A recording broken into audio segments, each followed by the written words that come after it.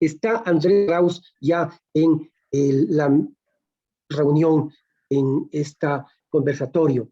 Quiero simplemente ya pasarle la palabra a Andrés Arauz para que nos hable de este tema del CIADI y la dinámica será lo que se señaló en la agenda, ¿no es cierto? La intervención de Andrés Arauz, luego preguntas de los participantes o reflexiones cortas que nos permitan conocer algunos puntos de vista y luego cerrará el compañero Arauz respondiendo a las mismas. Compañero Arauz es un economista que está haciendo su doctorado en México y que fue candidato a la presidencia del Ecuador por la Unión de la Esperanza, UNES. Para nosotros es gratísimo tener la presencia de un académico que nos va a dar alguna información que consideramos pertinente, importante para esta lucha. Creemos que tenemos que necesariamente estar bien informados para que la resistencia no solo sea el gritar abajo esto o no el otro, sino que tengamos los argumentos suficientes. Andrés, por favor, tienes la palabra. Muchísimas gracias, compañeros, compañeras. Un gusto saludarles esta noche. Gracias por la invitación. Veo a muchos amigos, muchas amigas y compañeros y compañeras presentes. Un abrazote a todos ustedes. Veo también a muchos compañeros que han actuado ya, han estado vigilantes del tema, y quizás hay una mención a Alejandro Olmos, quien nos ha ayudado muchísimo desde la Argentina, fue miembro de la Auditoría de la Deuda, Auditoría de los Arbitrajes, TBI, y ahora nos está dando una mano también en este momento que vive la patria. Así que un gusto saludarles a todos. Gracias, Jorge, al Frente de Defensa Petrolero de nuestro país. Y bueno, yo quería comentarles hoy sobre el CIADI, que es lo que me invitaron a conversar. Este ha sido uno de los pocos temas que he decidido asumir luego de la campaña, más allá de posiciones partidarias, más allá de posiciones políticas, sino como una posición patriótica de responsabilidad histórica, de responsabilidad ciudadana que tenemos con nuestro país. El CIADI es el Centro de Arreglo de Diferencias de Inversiones del Banco Mundial, y junto con otros es la principal sede en donde las transnacionales acuden para enjuiciar o demandar a los estados por medidas que tomen los estados en defensa de los derechos humanos, de los derechos de los trabajadores, de los derechos del ambiente, de la soberanía de los recursos naturales, etcétera. Es decir, es ahí en donde se define crucialmente la inserción internacional colonial de nuestros países del sur, de los países en vías de desarrollo, respecto al capital transnacional. No hay nada más estructural, más estratégico, más crucial en entender nuestra posición subordinada frente al capital transnacional que no sea el CIADI y todo lo que representa el sistema de arbitraje internacional. Es ahí cuando las empresas que contaminan nuestra Amazonía y el Estado las sanciona, van a buscar la impunidad allá. Es ahí en donde cuando los estados deciden reestructurar su deuda y lo compran los fondos buitres, terminan metiéndonos los juicios allá. Es ahí en donde grandes privatizaciones buscan su seguridad para el inversionista, para que cuando el Estado decide fijar tarifas, fijar precios, reducirlos, es ahí donde nos demanda en el exterior, es ahí en donde se terminan anulando los derechos humanos que se van construyendo desde el pueblo, en organismos internacionales, en tratados, en leyes y demás. Todo eso es descartado, desechado, porque en el CIADI no se aplica la legislación de los derechos humanos. Entonces, aunque ustedes no lo crean, un sistema arbitral, un sistema de justicia privatizada en donde no hay jueces. No hay jueces, solo hay árbitros.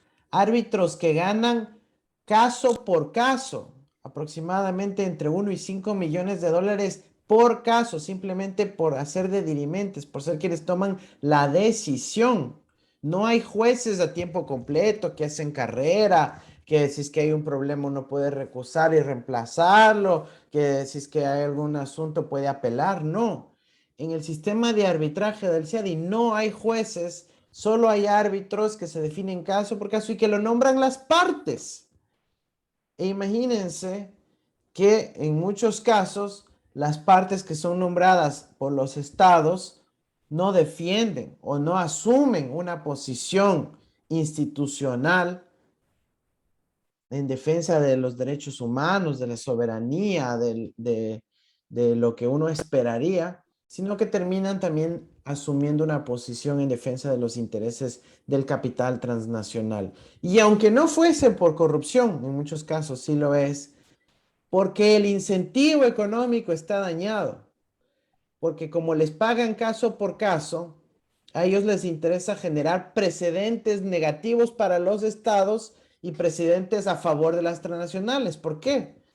Porque si una empresa petrolera que contamina nuestra Amazonía gana un caso en el CIADI, hay otras empresas que contaminaron que ahora dicen, chuta, yo también voy a demandar, pues. Entonces el árbitro termina sistemáticamente favoreciendo a las transnacionales. ¿Por qué? Porque tiene más chance de que le contraten como árbitro. ¿Ya? Y aparte de eso, los países tienen que contratar abogados internacionales supuestamente ultradoctos en estos temas y eso termina siendo un costo enorme para el erario nacional. Solo hasta el 2013 se habían gastado 130 millones de dólares, si no me equivoco, en pago de abogados, en costas arbitrales al CIAD y al Banco Mundial, otras decenas de millones de dólares. Desde el 13 hasta la fecha, mucho más. Entonces, siempre es un costo para el Estado. Algunos que están a favor del sistema de arbitraje internacional dicen, oye, no, pues, pero si a veces gana el Estado y a veces pierde. Falso. Y esto que quede absolutamente claro. Eso es absolutamente falso. ¿Por qué? Porque en el sistema del CIADI solo puede iniciar una demanda la transnacional. No puede demandar el Estado. No puede demandar el Estado. Solo puede demandar la empresa en contra del Estado. El Estado no puede demandar a la empresa. Dense cuenta del sistema inequitativo. Entonces, ¿cómo puede ganar? Jamás puede ganar al Estado, por diseño, por construcción. El Estado, a lo sumo, lo que puede es no perder. Que los árbitros digan, no, no, a la final el Estado tuvo la razón, entonces ya no tiene que indemnizarle a la empresa. Pero no es que ganó, simplemente no perdió.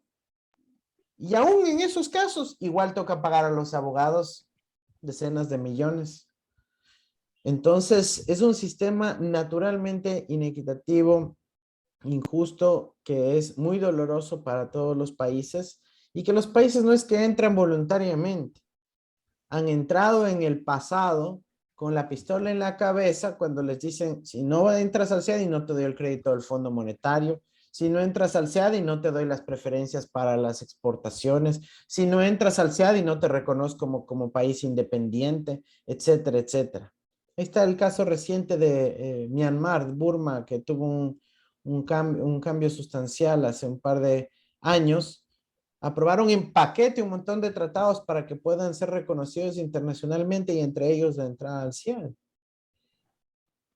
En México, México se negó a entrar al CIADI durante 4 décadas. Fue el país que lideró la posición soberana de América Latina históricamente.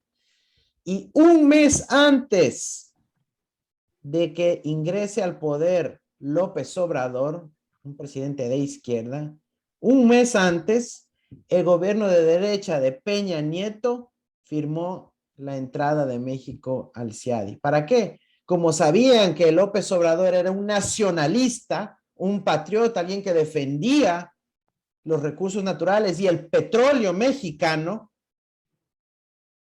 dijeron tenemos que entrar al CIADI rapidito para que las empresas transnacionales extranjeras puedan enjuiciarle a México en Washington, en el Banco Mundial. Absolutamente calculado, absolutamente premeditado, absolutamente cínico y neocolonial, con, por supuesto, los vasallos internos cómplices de posiciones antipatrióticas. El SEAD está combinado con una serie de tratados que se llaman los tratados bilaterales de inversión y los contratos de inversión. Los tratados bilaterales de inversión son definitivamente lo peor, porque se eleva a escala internacional, tratado internacional, los derechos exclusivos de los dueños de los capitales extranjeros, que incluso aprovechan y constituyen empresas en guaridas fiscales, constituyen empresas fantasmas de papel para poder decir que llega la inversión extranjera al Ecuador y a partir de ahí enjuiciarlos. Eso es lo que acaba de pasar en el caso Perenco, que dicen que es una empresa francesa, pero realmente es una empresa de Bahamas, con 5 empresas de Bahamas a su vez propietarias la una de la otra, antes de que llegue a un ciudadano francés fallecido, por cierto. Entonces, en eso ni siquiera se toma como legislación aplicable la ley nacional, los reglamentos, los contratos firmados por el Estado ecuatoriano, por Petroecuador, por Petroamazonas, por los ministerios, no. En los TBIs, la única base legal para tomar decisiones es el tratado internacional, una cosita de un par de páginas, en donde generalmente se establecen principios extremadamente amplios y ambiguos que definen a la inversión como sea, que definen al inversionista como sea, y que incluye cláusulas como el trato justo y equitativo. Imagínense, cualquier cosa puede que digan que no es justa ni equitativa, o la no discriminación o el trato nacional. Y por último, la expropiación.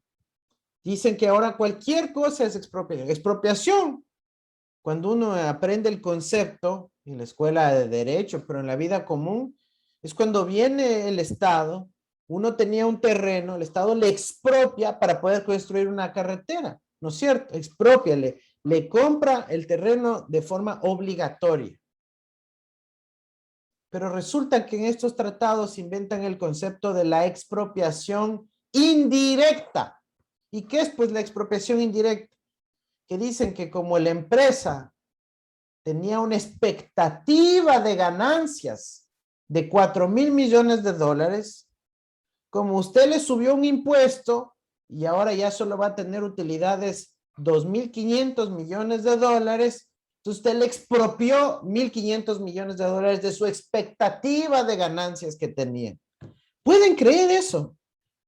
O si dicen, como le puse la regulación ambiental, entonces ahora tengo que invertir más en provisionar para los pasivos ambientales, para remediar los daños, para poder tener nuevas aplicaciones de normas sanitarias y ambientales y laborales, de seguridad industrial, etcétera. Entonces, todos esos costos, ellos los llaman una expropiación indirecta.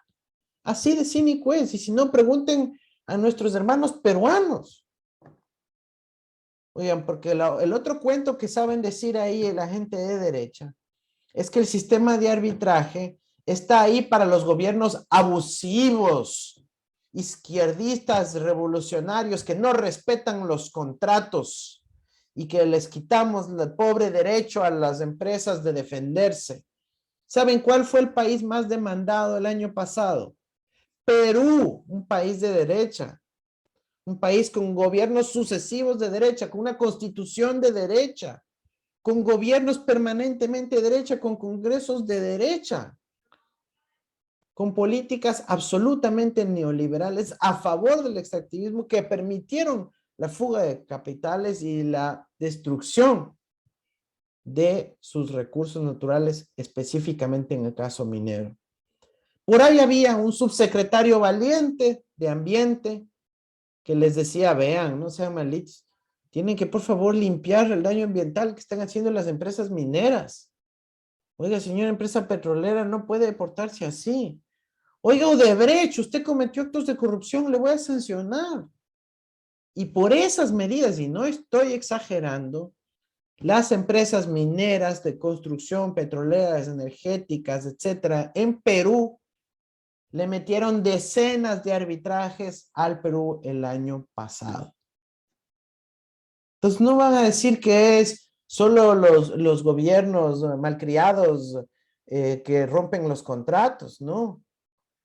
Esto pasa en toda América Latina, en toda África, porque está diseñado para extraer la riqueza natural de nuestros pueblos y dar impunidad corporativa a las transnacionales cuando osan los pueblos elegir a un gobierno soberano o medianamente patriótico para poder regular justamente esos sectores críticos de la economía. Aparte de eso, tenemos los contratos de inversión.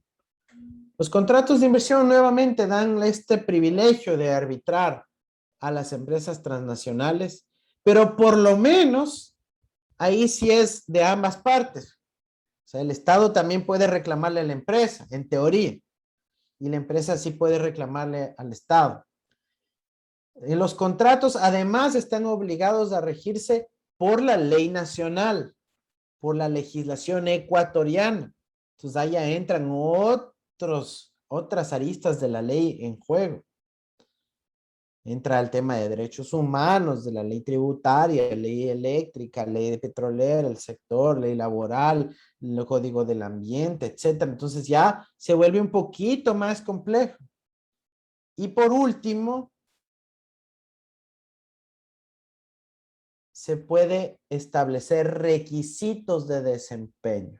Es decir, está bien, usted quiere venir a firmar un contrato de inversión ya, pero usted tiene que contratar a ecuatorianos, invertir en transferencia de tecnología, generarme tanto trabajo, estas inversiones en tanto tiempo, tiene que dejarme limpiecito para que no haya daño ambiental, tiene que establecer relación con las comunidades de manera responsable, tiene que invertir en ciencia y tecnología con las universidades ecuatorianas, usted tiene que cumplir estas condiciones y no me puede sacar ni un dólar hasta que haya cubierto todas sus obligaciones laborales, ambientales y tributarias, y ahí yo le doy la seguridad de poder iniciar un arbitraje en contra del Estado.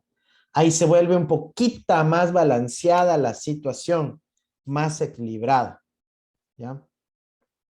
Entonces, esto es a lo que nos estamos enfrentando. Con Rafael Correa, se empezó una política de dar por terminados los tratados bilaterales de inversión.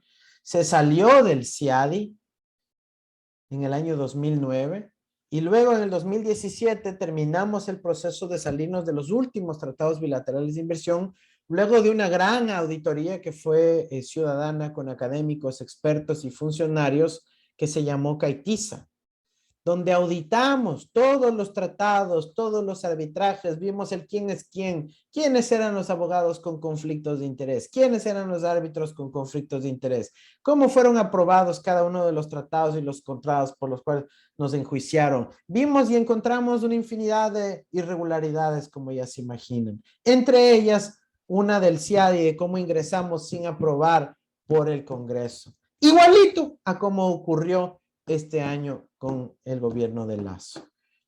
Si ustedes piensan que lo único que ha hecho Lazo en los 100 días ha sido la vacunación, no. Lo otro de suma importancia que ha hecho fue meterle al Ecuador al CIADI.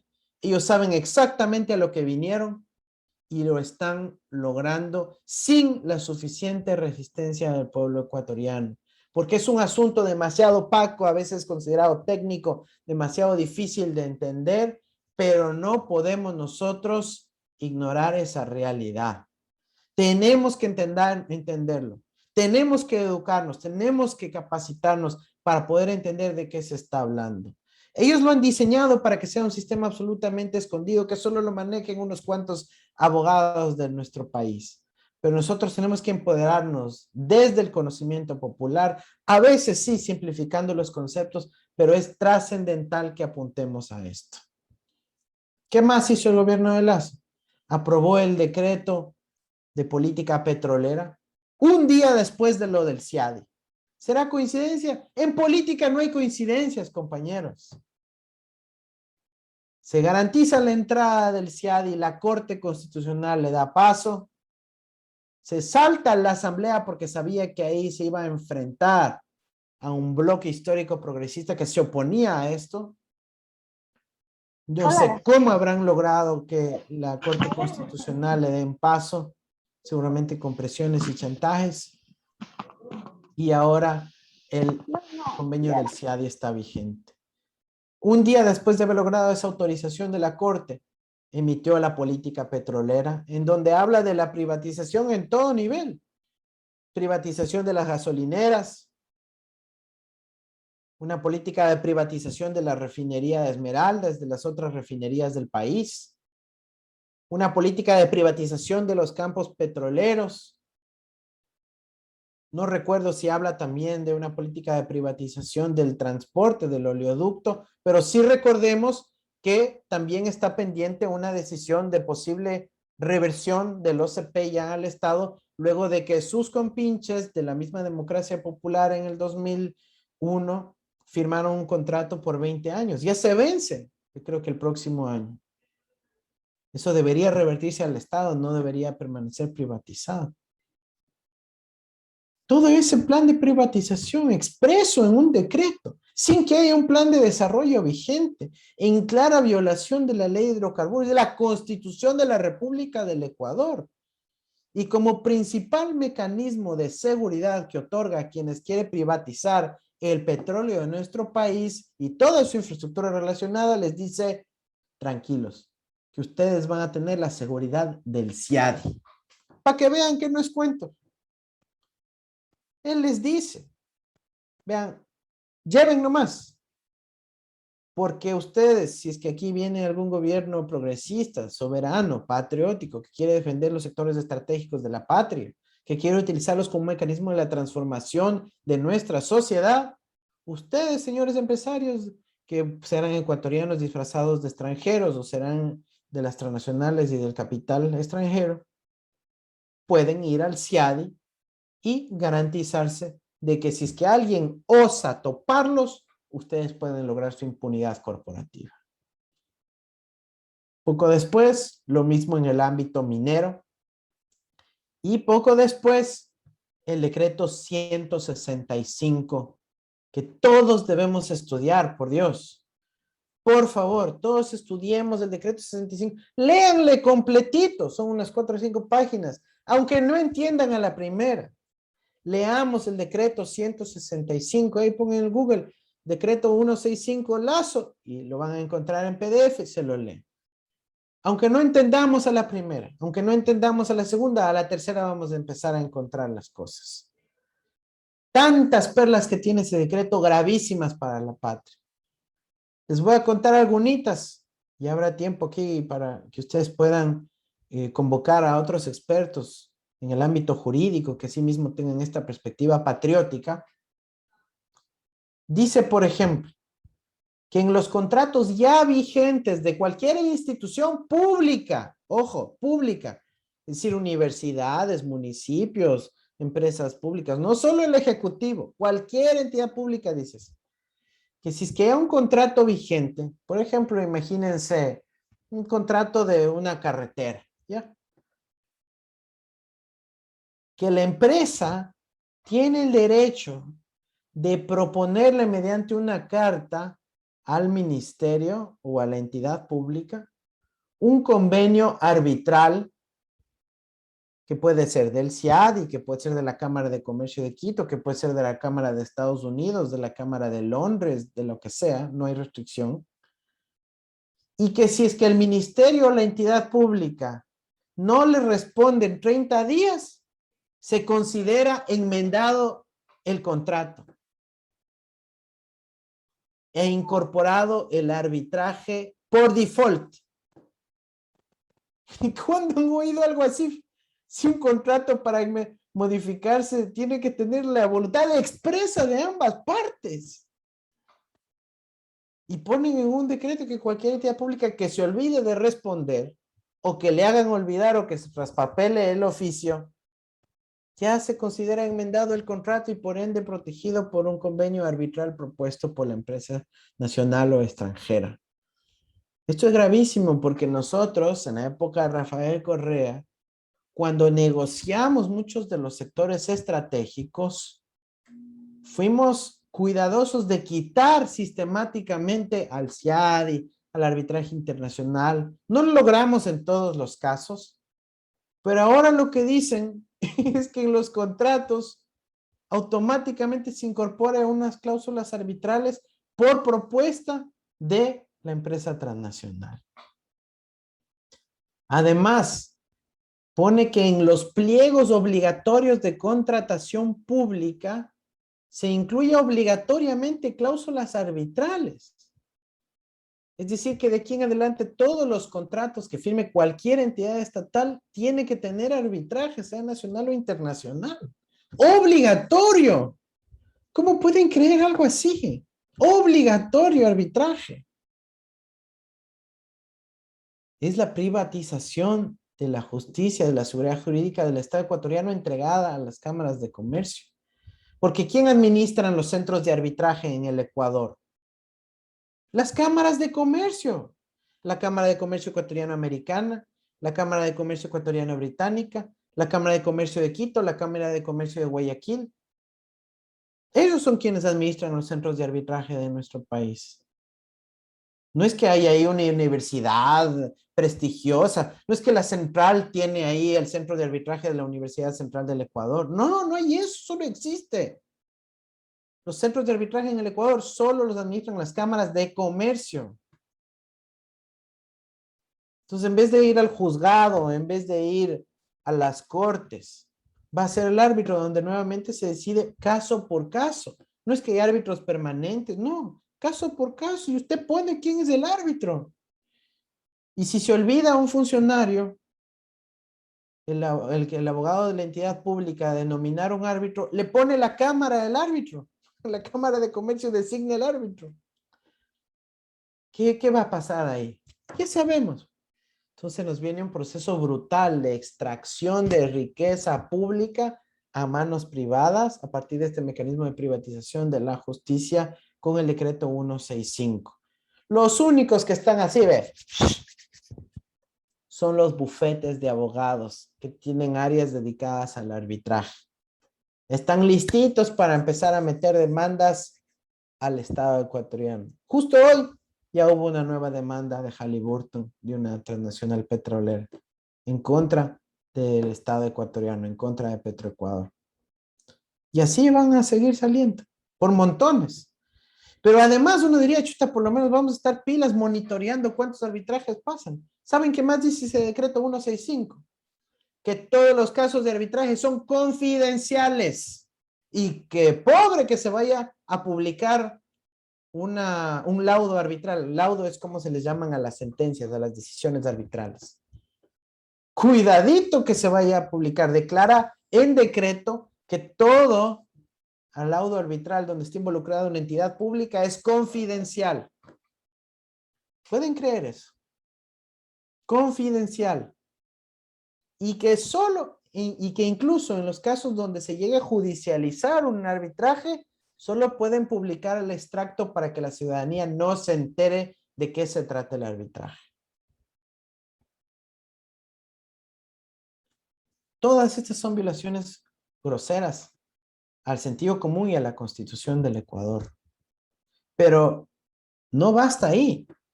Dice que si es que una entidad pública no está satisfecha con el resultado del arbitraje,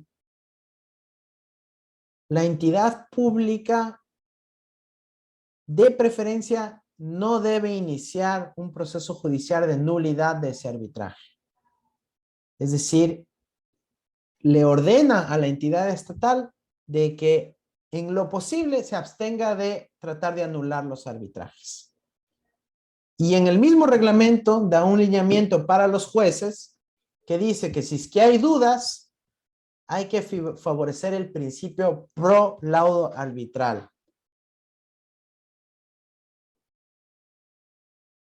Para que se favorezca la decisión de las cámaras de comercio. Esto es absolutamente grave, compañeros, porque no estamos hablando solo de un arbitraje en el Ecuador. Aquí esto se va a convertir en un festín del arbitraje internacional con consecuencias muy graves para nuestro país. No se respeta en ese decreto ni siquiera los estándares del Colegio de Abogados Internacional, que establece normas para evitar conflictos de intereses. Nada de eso se menciona en el decreto.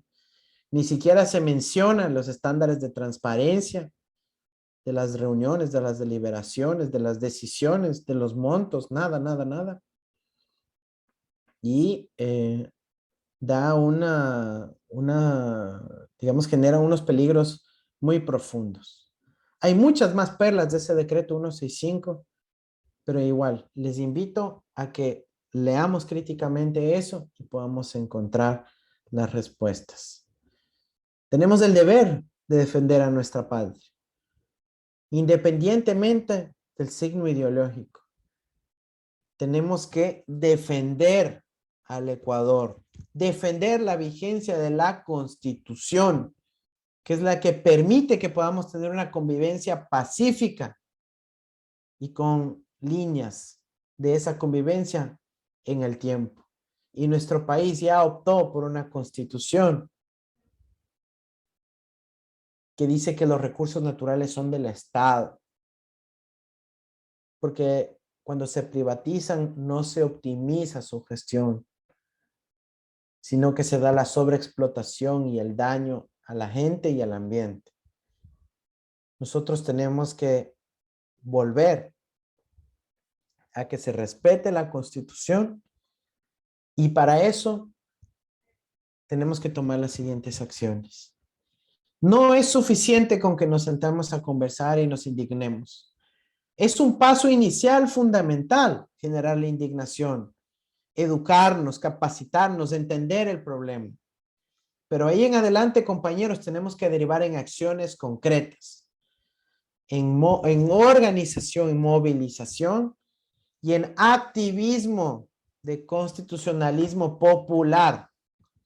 Porque aquí la que nos defiende y nos debería defender es la Constitución. Ellos no tienen la razón. A ellos no les apoya la ley. La ley está con nosotros. Pero si nosotros no ejercemos nuestro derecho de defender la Constitución y de nuestros derechos humanos y de las siguientes generaciones, ellos van a andar en vía libre. Porque es un gobierno que está gobernando en contra de la Constitución. ¿Qué requiere? Que nosotros salgamos a defender la Constitución. Y eso se hace organizándonos, se hace en la calle, pero también se hace en las instancias judiciales, en la Corte Constitucional. Se hace exigiendo que nuestros representantes también hagan lo mismo. Y eso es lo que tenemos que hacer. Por eso yo saludo y felicito. Y espero que no termine en una sola acción, sino que se repita y se multiplique lo que van a hacer, compañeros. Liderados por el Frente y varias organizaciones ciudadanas, hay que actuar con contundencia para evitar el desfalco de nuestra patria. Si nosotros logramos sobrellevar estos próximos meses y años, sí vamos a poder tener esa oportunidad de recuperar la patria más adelante y que no esté todo tan destrozado.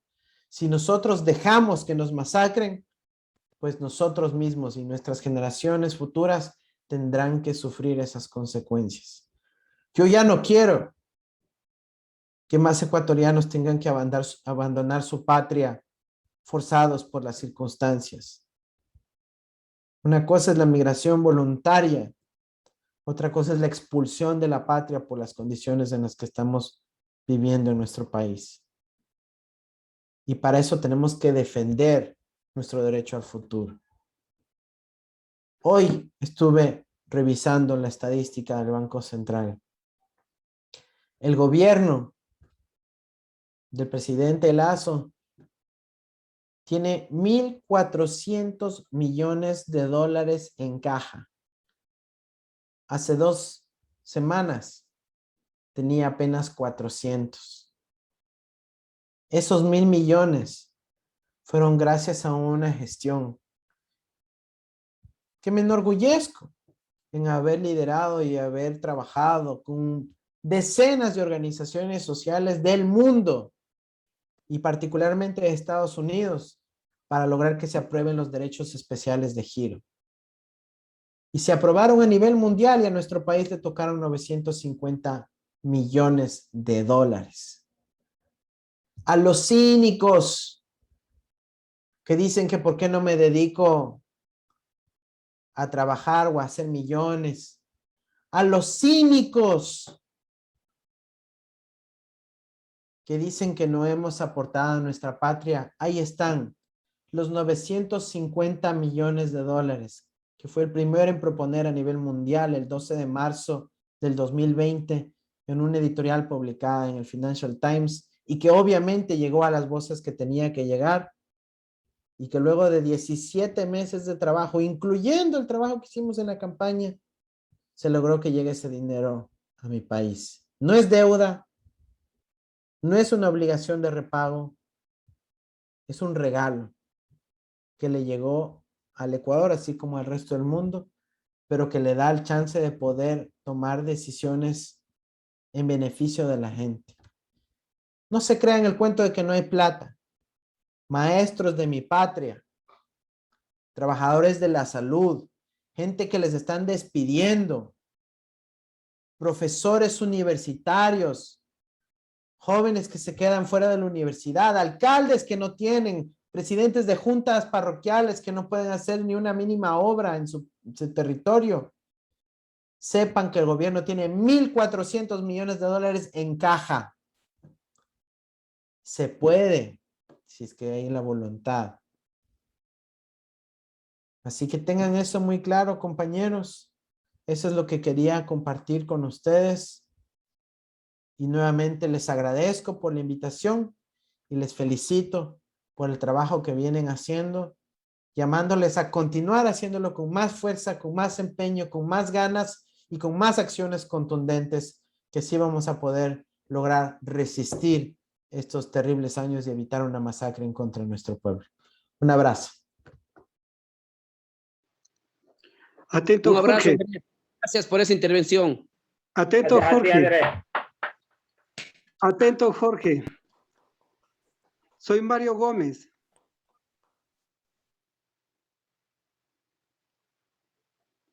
Atento, Jorge. Jorge, está sin micrófono, hermano. Ya, ok. Gracias, Andrés, por tu participación. Gracias, Andrés, por tu participación. Nos ha señalado claramente un tema que me parece trascendental. No es suficiente la indignación. No es suficiente conocer la profundidad del tema. Es necesario algunos elementos que varios ya lo han señalado.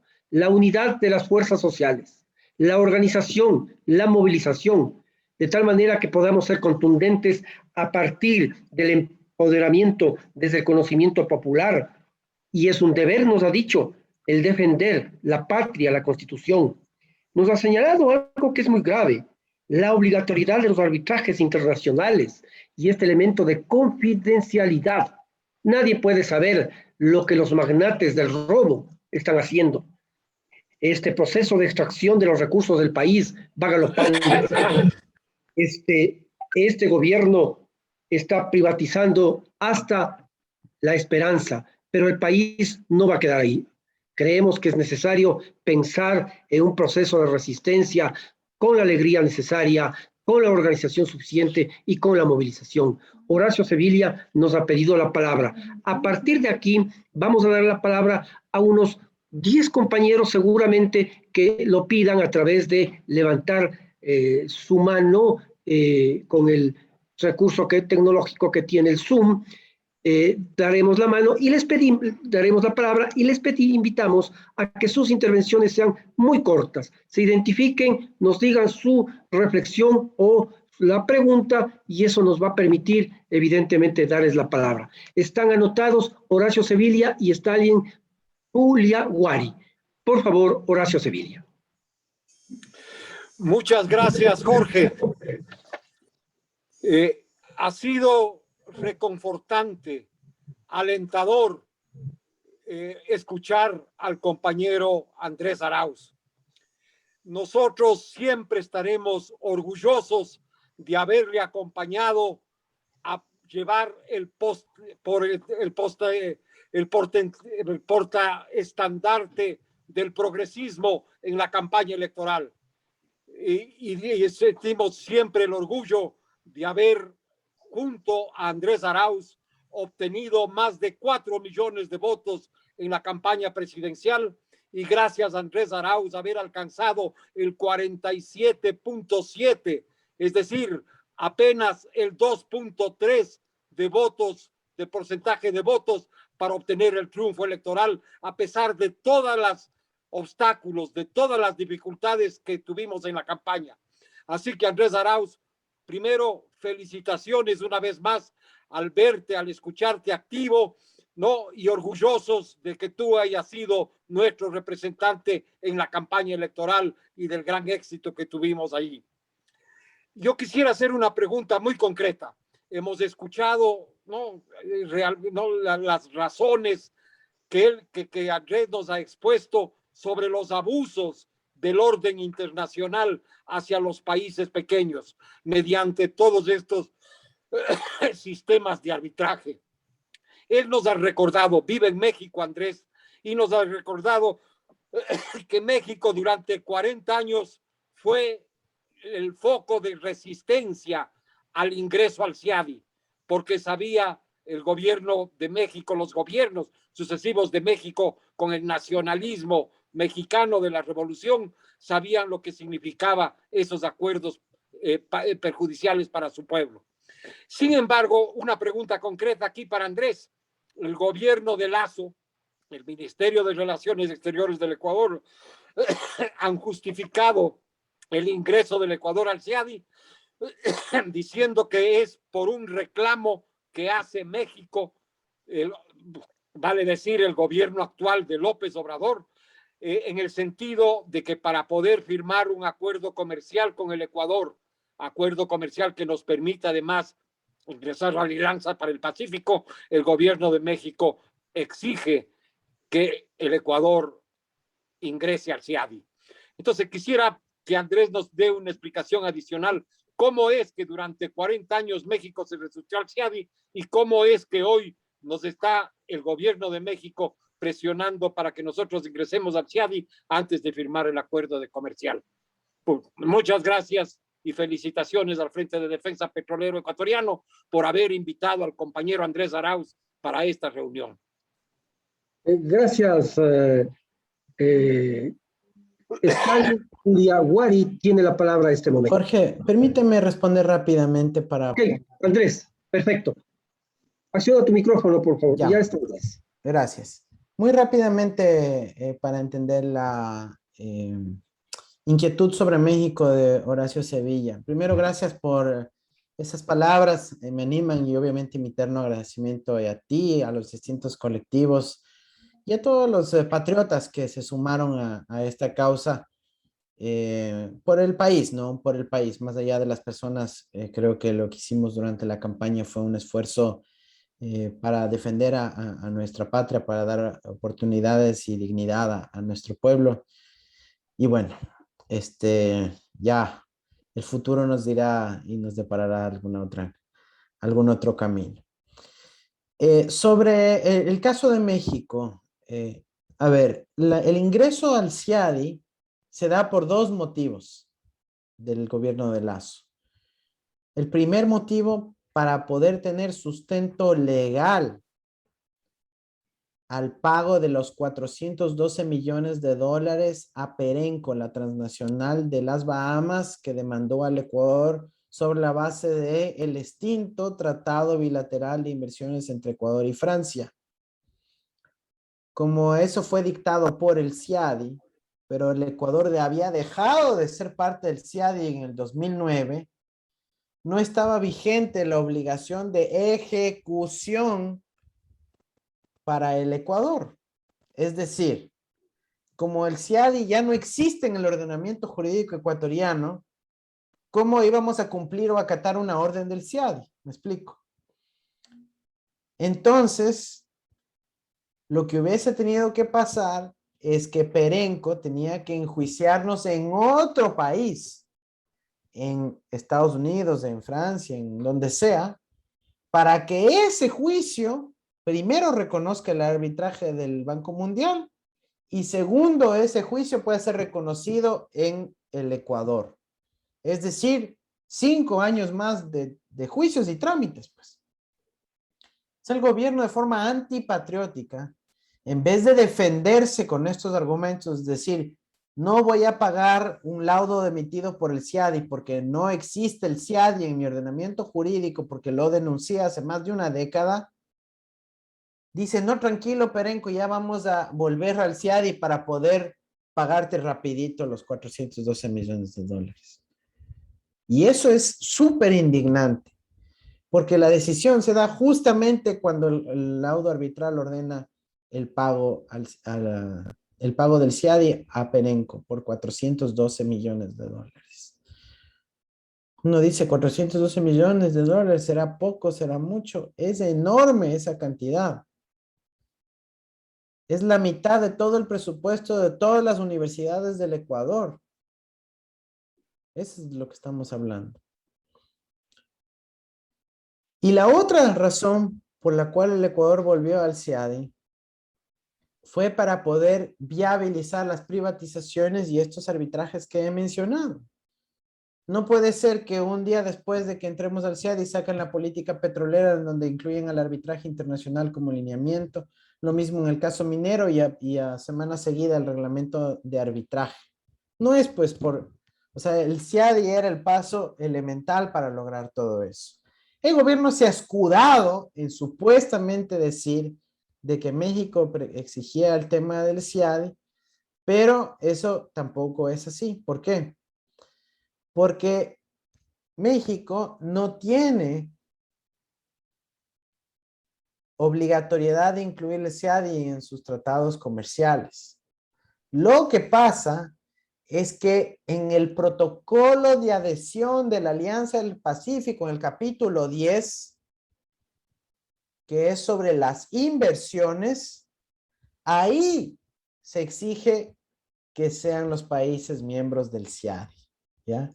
Es decir, no es que México exige, sino que la Alianza del Pacífico exige, y como el acuerdo con México es un paso para poder adherirse a la Alianza del Pacífico, entonces ahí es donde dicen, bueno, para poder entrar a la Alianza del Pacífico vamos a necesitar el CIADI. Eso es inconstitucional, porque el entrar al CIADI y el tener un tratado bilateral de inversión con la Alianza del Pacífico viola el artículo 422 de nuestra Constitución.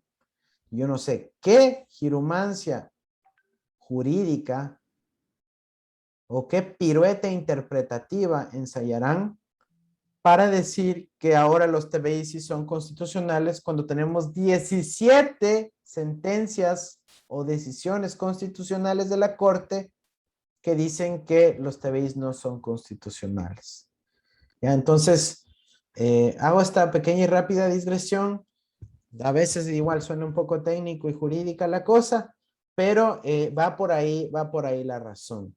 Perenco, para poder dar paso a las privatizaciones y para poder preparar el ingreso a la Alianza del Pacífico, que igual es inconstitucional. Así que lo que seguramente harán es sacar a la mitad de la Corte y poner ahí a sus amigos para garantizarse que la Corte Constitucional les dé paso en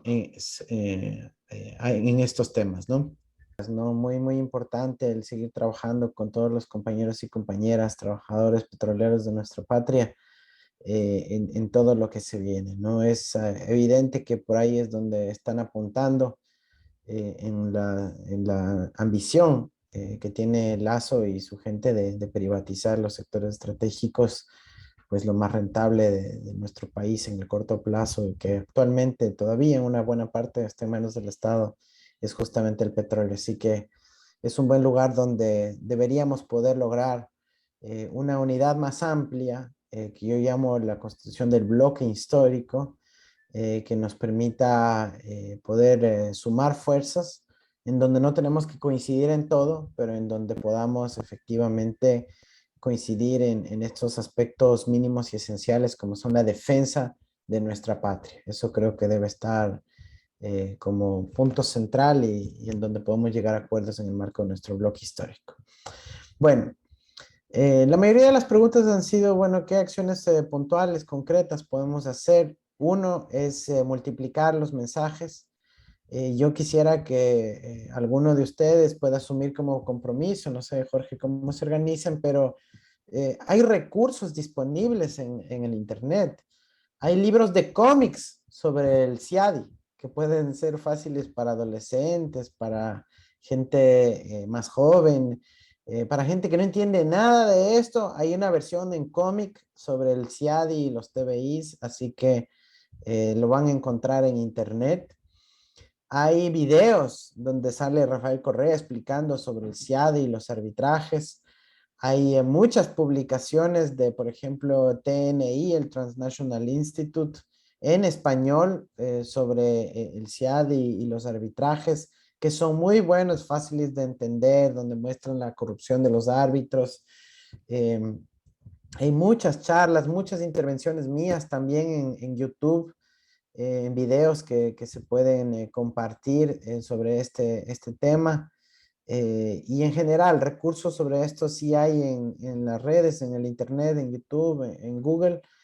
Solo es cuestión de dedicarse un poquito, unos 20 minutos a buscar y luego multiplicar todo eso para distribuir. Quizás en donde se requiere un poquito más de trabajo es en convertir eso en memes, porque ahora todo es con memes, ¿no? Entonces, poder convertir, por ejemplo, los cómics, las publicaciones en memes, se puede pedir ayuda a los jóvenes que nos ayuden a hacer eso y ¡tac!, lo empezamos a circular. Pero eso no es suficiente porque termina multiplicándose el mensaje, pero no la acción. Y las acciones tienen que ser organizativas, y yo creo que ahí la acción del constitucionalismo popular es la clave. O sea, yo creo que puede estar equivocado, pero yo creo que ahí hay un tema clave, ¿no es cierto? Porque si es que logramos una masa que, digamos, todo el Estado es grande, amplio, difuso, diverso, heterogéneo, pero hay un punto en donde se concentran muchas de las decisiones y es la Corte Constitucional. Si nosotros apuntamos ahí digamos con acciones masivas, con demandas y con amicus curiae y con presencia en la calle permanente alrededor de la Corte, creo que podemos empezar a generar una conciencia y mostrar que es una preocupación permanente. Luego también tenemos que unirnos más allá de lo que representa la izquierda progresista, también hablar con la izquierda ambientalista, ecologista, con sectores antimineros, para poder buscar las coincidencias y que ellos también entiendan que el arbitraje y el tema ecológico tienen una relación íntima. Recién ayer vi una publicación de Acción Ecológica en donde empiezan ya a hacer la conexión entre, pues, los asuntos de interés de ellos con la importancia de los arbitrajes. Y para una demostración, en Cuenca, donde ganó la consulta en contra de la minería en las fuentes de agua, uno de los proyectos afectados, Río Blanco, ya le metió un arbitraje al Ecuador por 600 millones de dólares. ¿Sí ven? Es decir, porque el pueblo cuencano, casi el 80% o más, no me acuerdo bien, decide que no quieren proyectos mineros donde se pueda afectar las fuentes de agua, la empresa le mete un juicio al Estado ecuatoriano, no al municipio de Cuenca, no a los cuencanos, al Estado ecuatoriano, a todo el país, por 600 millones de dólares por haber tomado esa decisión. Entonces, sí ven la conexión entre ambas cosas. Y eso es lo que nosotros tenemos que tratar de explicar y acumular fuerzas dentro de nuestra sociedad. Por eso es importantísimo establecer el diálogo ahí para lograr la amplitud. Habían dudas, eso a nivel de comunicación, a nivel de acción. A nivel constitucional, hay tanto que plantear. El tema de la interpretación del 422 que planteó Elizabeth Cabezas cuando fue presidente de la Asamblea requiere muchos más amicus curiae. Ahí hay un compañero que está en el chat que mencionó Alex Flores, que ha venido haciendo una fuerte acción de amicus curiae sobre la interpretación del 422. Hay que cuidar mucho eso, que la Corte no vaya a querer pasar gato por liebre ahí. Tenemos el decreto 165, tenemos el decreto petrolero, tenemos el decreto minero, tenemos el decreto de acceso al CIADI, el de ratificación, y obviamente la demanda de inconstitucionalidad del tratado. Si es que logramos que la Corte venza ahí, la decisión de la Corte tiene que ser el de ordenar a la Asamblea que denuncie el convenio del CIADI. Y bueno, ahí estaremos pendientes para que eso ocurra. No es una lucha fácil, pero tenemos que darla. Tenemos que darla porque es absolutamente estructural y define el destino de nuestra patria. Si es que logramos revertir eso, pues vamos a apostarle nuevamente a un modelo del buen vivir apegado a lo que ordena nuestra Constitución y no lo que quieren ellos, la transnacionalización de nuestros sectores estratégicos, de nuestros recursos naturales y el quitarnos la posibilidad de tener desarrollo industrial, de poder apalancarnos en esos recursos para nuestro desarrollo gestionado de forma con equidad intergeneracional para nuestro pueblo. En fin. Yo creo que otra acción puede ser más inmediata y es en el corto plazo hablar con la Comisión de Régimen Económico de la Asamblea para que exija que los laudos se transparenten, por lo menos los pagos de laudos arbitrales estén con nombre y apellido y de esa manera evitar que la Asamblea apruebe recursos para pagar laudos. Imagínense, yo lo que sugeriría es decir, si van a dar 700 millones de dólares para laudos arbitrales, cojan de ahí y den a las universidades, a los maestros que correctamente tienen que pagársele no solo sus jubilaciones, sino también el aumento de los sueldos y la reclasificación y la adecuación del escalafón para poder cubrir las necesidades de nuestro sistema de salud. Ahora no hay ni vacunas para los guaguas, imagínense. Tenemos que invertir en transferir a nuestros gobiernos locales. ¿Y de dónde va a salir la plata? En el tema de que no hay que pagar esos laudos, porque hay que proteger y defender a la patria en términos de su ejercicio de la soberanía en materia de regulación ambiental, laboral, tributaria, etcétera. Entonces, yo creo que ahí hay mucho que hacer. Es un tema grande realmente, en donde vamos a necesitar también interpelar y pedir ayuda a las facultades de jurisprudencia de las universidades, decirles ya pónganse pilas, empecemos a trabajar en un proyecto de este tipo, en donde no podemos estar, digamos, en temas tan etéreos, sino resolver estos asuntos que son de relevancia para nuestra patria. Así que eso es lo que yo pudiera decir, responderles brevemente y nuevamente agradecerles por la oportunidad y motivarles a seguir adelante, a seguir adelante. Organización, pero también acción, también comunicación y el trabajo de seguir ampliando y acumulando fuerza porque si lo vamos a lograr, esta es una lucha esencial y es una lucha en que yo tampoco voy a abandonar. Esta lucha fue parte de las que yo di cuando estuve en el gobierno con Rafael Correa. Logramos una semana antes de salir del gobierno denunciar los TBIs, los tratados bilaterales de inversión, y yo no voy a aflojar en esta lucha en contra del CIADE y los arbitrajes internacionales. Un abrazo, compañeros. Gracias, Jorge.